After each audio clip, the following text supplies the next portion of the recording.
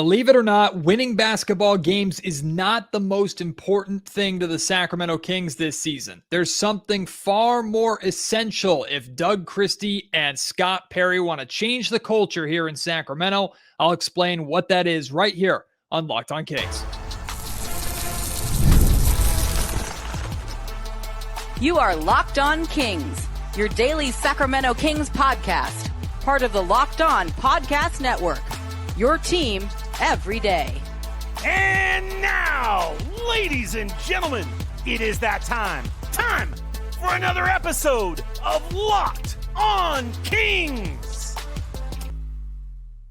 Hello and welcome into Locked On Kings, your podcast hub for Sacramento Kings coverage all preseason and, of course, soon to be all regular season long. My name is Matt George. I have the privilege of being your host here. I'm a Sacramento sports anchor and reporter for ABC 10 News. Last night, after the Kings' disappointing preseason debut loss inside the Golden One Center to the Toronto Raptors, Doug Christie said something in his post-game press conference that has been on my mind all day long. And the more I think about it, the more it makes perfect sense. Here's what Doug said, and I'm going to unpack it even more here on the show today.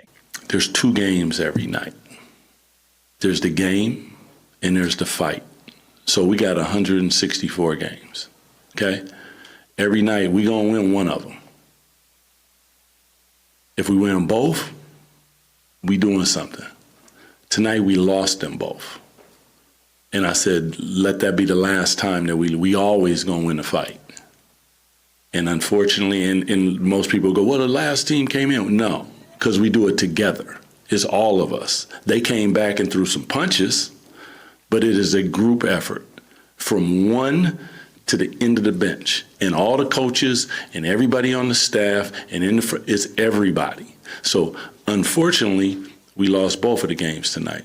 Unacceptable. And that will be hopefully the last time that happens. That was my. So, again, this has been on my mind all day long. And we talked a little bit about this after last night's game. I played that clip for you after last night's game. And on the surface level, the message is clear. We're trying to win the fight and win the game every single night. But the more I started thinking about it, there's a reason why Doug Christie is prioritizing the fight. Now, understand this. Doug Christie wants to win every single basketball game that he plays. He's very competitive. He jokes, or really actually doesn't joke. He's very honest about the fact that he's a sore loser. He hates to lose. So winning is, of course, extremely important to this group. And this does not mean that the Sacramento Kings are not trying to win as many games as possible and make it back to the playoffs and all that jazz. But winning the fight, that being the expectation every single night, is because that is what the Sacramento Kings can always control.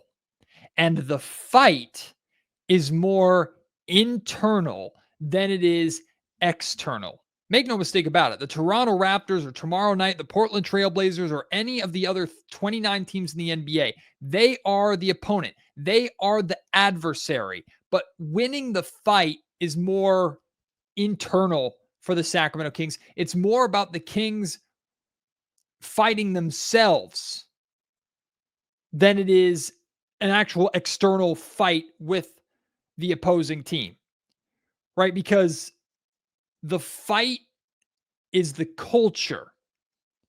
The winning the game, is the result. Let me say that again. The fight is the culture. Winning the game is the result. And yes, while Doug Christie and all these players and this entire organization will be judged on wins and losses, that is the most important stat. What Doug Christie is talking about, the fight, is what doesn't show up in the box score, but is obvious to every single one of us who watches this Sacramento Kings team on a nightly basis. We could tell watching the Kings against the Toronto Raptors last night that the Sacramento Kings lost the fight. And yet, when they fought hard, the end of bench unit fought hard towards the end of that game, they gave the Sacramento Kings a chance to actually win the game. Let me remind you, per the words of new general manager Scott Perry and head coach Doug Christie, this season, first and foremost, is about changing the culture and establishing a identity here in Sacramento that last year's team did not have, that the Sacramento Kings really haven't had since Beam Team 1. That is the number one goal this year. Would the Kings love to win basketball games on top of that? Yes. And neither has to be mutually exclusive. But I would argue that if you win the fight, you have the ability to take the game and take the win. But if you lose the fight, the game and the win can be taken from you. The Sacramento Kings are talented enough to score 125 points a night. And there are times last season that we saw it. There are going to be times this year that we see it.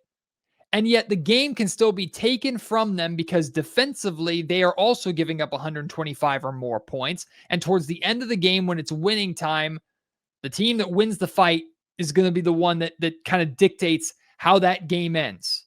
And more often than not, that team ends up on top. Again, the team who wins the fight can take the game. But if you lose the fight, the game can be taken from you. And Doug Christie is not about having anybody take anything from him. That's the mindset that he wants this team to establish. And let's be clear. We can debate what the ceiling is win-wise for this team, right? Vegas has them at like 36.5 or something like that. And a lot of us kind of feel that that's going to be the area that they're in. Some are more optimistic, want to put them around 500 in the 40s range.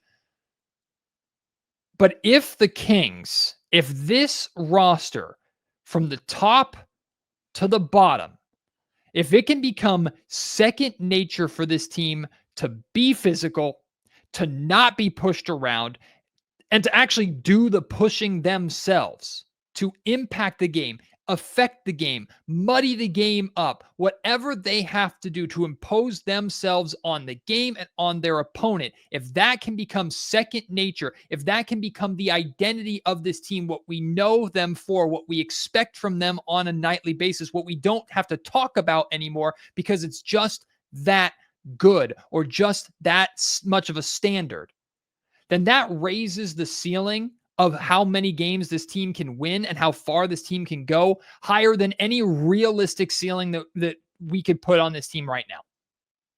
Truthfully. As of now, this roster has a clear strength. It's offense. We know this. They have a clear weakness. It's defense. We've known this. But if you can get this team to buy into what they can control every single night, which is being that imposing, mentally and physically tough presence that will not be pushed around, will do the pushing themselves, will win the fight on a nightly basis, that raises the ceiling of this team higher than anything else realistically can raise the ceiling of this team outside of trading for Nikola Jokic or one of the greatest players on the planet right now. That's why Doug Christie is prioritizing it. And I talked last night about the bar that Kings fans, that I as a both fan and media member, will hold this team to every single time they step on the floor this season. The bar is, do we see the new identity? And it's even more specific than that. Did the Kings win the fight tonight? Yes or no? Ask yourself that question after every single Kings game. Win or loss, ask the question, did the Kings win the fight?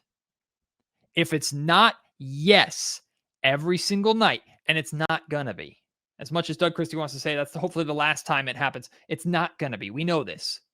But it can be perfectly clear to us through the words of the head coach. There's no debate. If the Kings do not win the fight, they failed that night. That is the bar. That is the standard set for the Sacramento Kings this season. And I believe if they can say the vast majority of the time that they have won the fight, they will win the vast majority of those basketball games. Maybe one or two will be taken from them by a buzzer beater or an unforeseen circumstance. But if the Kings as a team win the fight, I promise you, more often than not, they are going to win the basketball game. So how do you win the fight? 4 things. You set the tone. You come into the game and impose yourself on the game and force the other team to match you. Maybe not X's and O's wise, but you let the team know, you let your opponent know what they're in for. You set the tone right away. You defend 94 feet. If that's the MO of the Sacramento Kings, if that's what Doug Christie wants to be about, Doug says he wants opponents to know that they're going to be defended and picked up 94 feet almost every single time they touch the basketball and bring the ball up the floor. Extra efforts from everybody. As close to 100% as you can get effort on every single play from everybody, including the veterans like DeMar and Zach and Domas. I would honestly say especially those guys. And finally, this is a big thing with Doug Christie. Make them feel you. Make them feel you. Everything they do, you should be right there. Do not let them just get past you without them physically paying for it or feeling you or bumping them or knocking them off kilter a little bit. And if it results in fouls, so be it. Make them feel you. Those are 4 ways right there that the Kings can win the fight every single night. And all 4 of those things have to do with the Kings, not their opponents.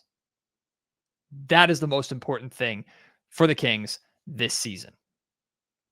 This episode of the Locked On Kings podcast is brought to you by Quo. One of the tools that helps make a huge difference for business owners is Quo, formerly OpenPhone. It's the same great business phone system that you've heard me talk about over the years here on Locked On Kings before.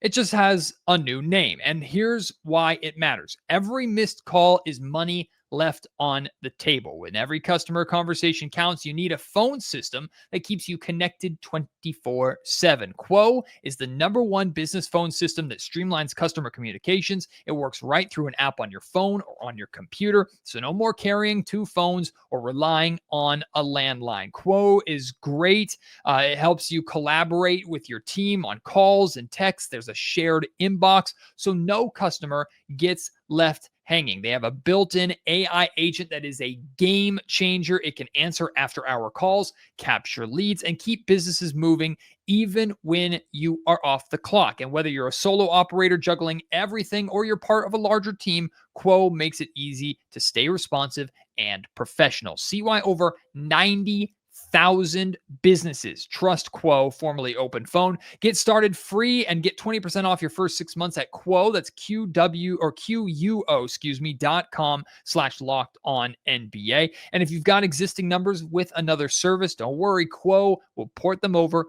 at no extra charge. Quo, no missed calls, no missed customers. Typically, when something goes wrong in any facet of life, not just in a basketball game, we have a tendency to want to overcorrect. Oh, I'm not doing that again, so I'm going to try and almost do the polar opposite. This is something funny enough that if anybody is a golfer out there, and if anybody has ever taken a lesson with golf, I have a golf coach at Hagen Oaks Golf Course here in the Sacramento area, and when I have a terrible slice, I just slice the ball. It's like coming across it. It's just always been my problem. And I fight with it to this day, years later. And when we work on that slice and try and fix it, you're told to overcorrect, right? Okay, you're swinging so hard over the top. I want you to intentionally try and hit the ball the other way. Like you're swinging over the top because you're trying to hit it left and the ball's going right. So I want you to try and hit the ball as far right as you can. And for some reason, either straightens the ball out or goes left. Golf is one of those circumstances where an overcorrection, while it doesn't change and fix everything, it can be helpful. And I'm kind of looking at game 2 of the preseason the same way. I want to see the Sacramento Kings overcorrect with their help defense in a way that probably will hurt them, in a way that will result in easy baskets for the Portland Trail Blazers tomorrow night, And maybe they lose the preseason game because of it. It's a preseason game, whatever. I want to see the Sacramento Kings go from the obvious overhelping that they were doing in game one of preseason against the Toronto Raptors, resulting in far too many wide open threes. The Raptors shot over 50% from three-point range. They made 20 threes in last night's game. It is a carbon copy of what we saw far too many times from the Sacramento Kings last season. The Kings just overhelp, and they leave far too many shooters wide open. So overcorrect this game. I want to see virtually no helping.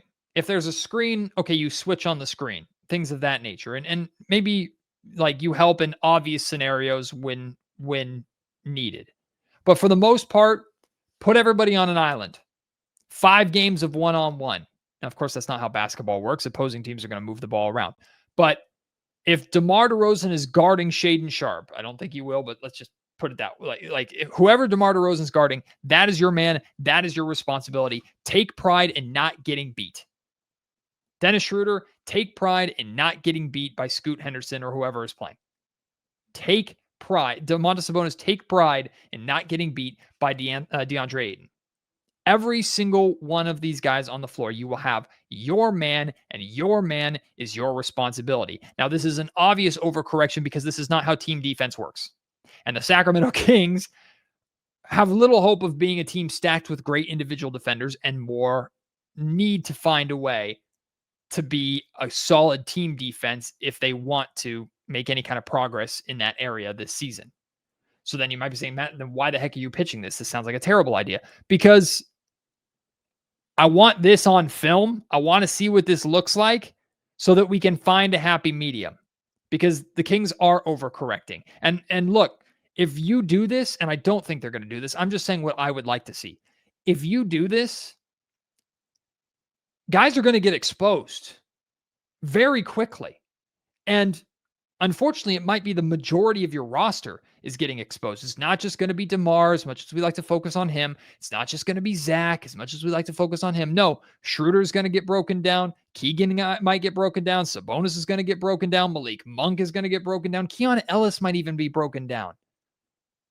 This is the NBA. These are NBA players, either the greatest scorers on the planet.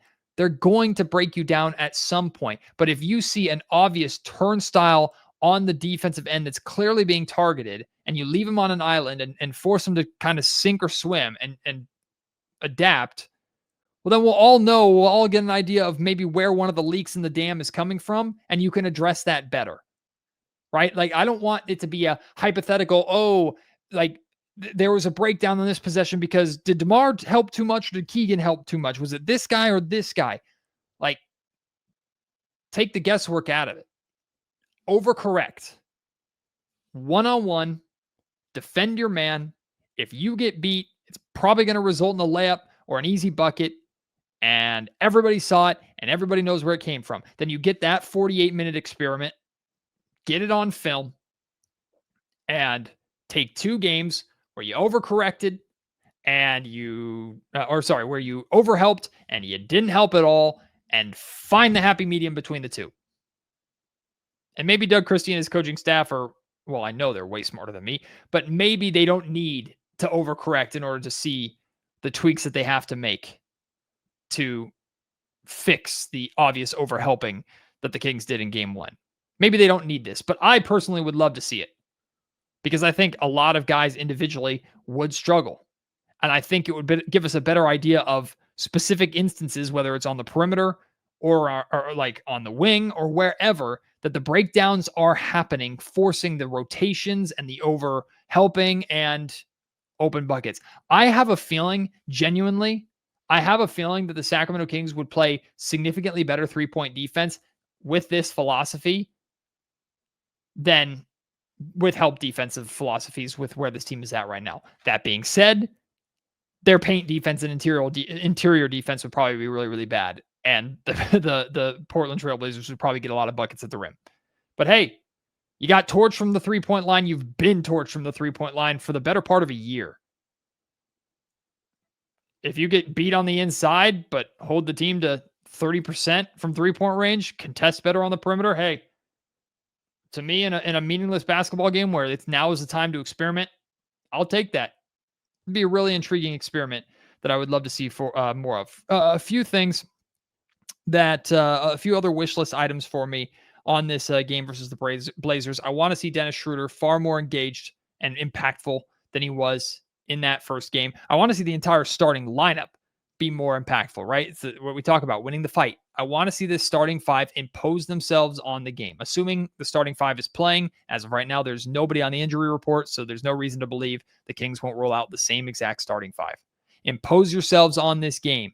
Make more of an impact than you did against the Toronto Raptors. And then, show a little bit more of the identity that we really didn't see at all, or for more than a few flashes in game one. Show me more of the things that you've actually been working on and talking about in training camp. And I want to see a bounce back effort. A lot of people have been talking about, and they're absolutely right. The Toronto Raptors beat the Kings in the way that the Kings want to play last night. The Toronto Raptors did a significantly better job playing the way the Kings want to play than the Kings did. But that came after the Toronto Raptors got roughed up in their first preseason game, or the preseason game before that. So they bounced back. They responded. I want to see the Sacramento Kings team respond against the Blazers.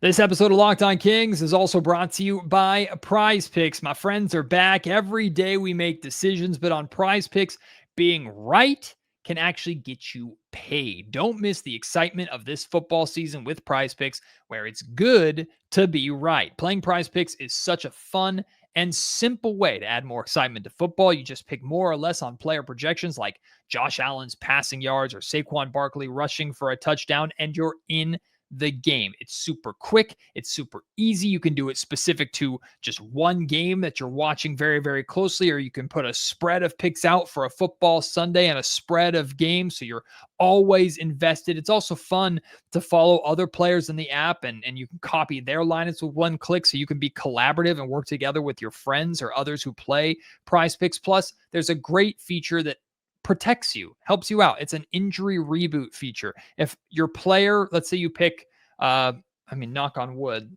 let's say you pick Christian McCaffrey and he leaves early in the game for some reason and doesn't return. Again, knock on wood, the Niners have enough injuries. It won't count against you. You'll get a reboot, so it won't kill your bet and your pick. Download the Prize Picks app today and use code LOCKEDONNBA to get $50 off to get $50 in lineups after you play your first $5 lineup. Let me say that again. That's code LOCKEDONNBA for $50 in lineups after your first $5 lineup. Prize Picks, it's good to be right. Every year before the season starts, there is a NBA general manager anonymous survey that goes around the league, and it gives you kind of an idea of what front offices are thinking about players and teams in the NBA going into this season. And the Sacramento Kings were barely, and I mean barely, mentioned in this GM survey, meaning the Kings were not really answers for anything. And most of the questions, of course, have kind of positive implications. The Kings were mentioned twice. The first time was the question, who had the biggest draft steal, or who was the biggest steal in the draft? Nick Clifford got some votes. Now, he didn't get any top 3, top 4 votes or anything like that, but Nick Clifford was someone who was on the radar, who did receive some votes from general managers as the biggest steal in the draft for the Sacramento Kings. So that's a good sign. The other one was the most surprising move of the offseason. Damian Lillard going back to Portland was the one that won, but Dennis Schroeder coming to the Sacramento Kings got to mention there. Other than that, there was no mention of the Kings. Zero. At least every single year we could count on when De'Aaron Fox was a King, De'Aaron would win the fastest player with the basketball, and he did again. But now he's representing, of course, the San Antonio Spurs. The Kings were barely mentioned at all in this GM survey, which kind of just gives you an idea of where they're at. They're just meh. There's no better way to put it. That's just the Kings. They're just kind of meh. At least that is their reputation. That is what the belief is in this team around the league, that the Kings are just kind of meh. They're just there. Hopefully the Kings can find a way to change that. And by doing what we talked about in that first segment, by winning the fight on a nightly basis, that can change minds. In fact, it will force teams to pay attention, just like the Kings with the Beam Team one year forced the league to pay attention to what they were doing. They did it with the power of offense and having one of the best offenses in NBA history. Doug Christie wants to do that with attitude. Doug Christie wants this team to be a force that every single team knows when they play the Kings, it's going to be a fight. And the Kings are going to do everything they can to win that fight. That's what this season is about.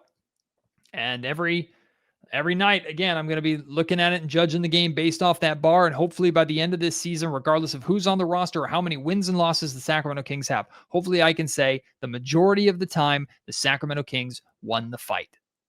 If I can, then it was, in my opinion, a successful season. Or it was a really, really big step towards being a successful season, especially if it becomes second nature for this team.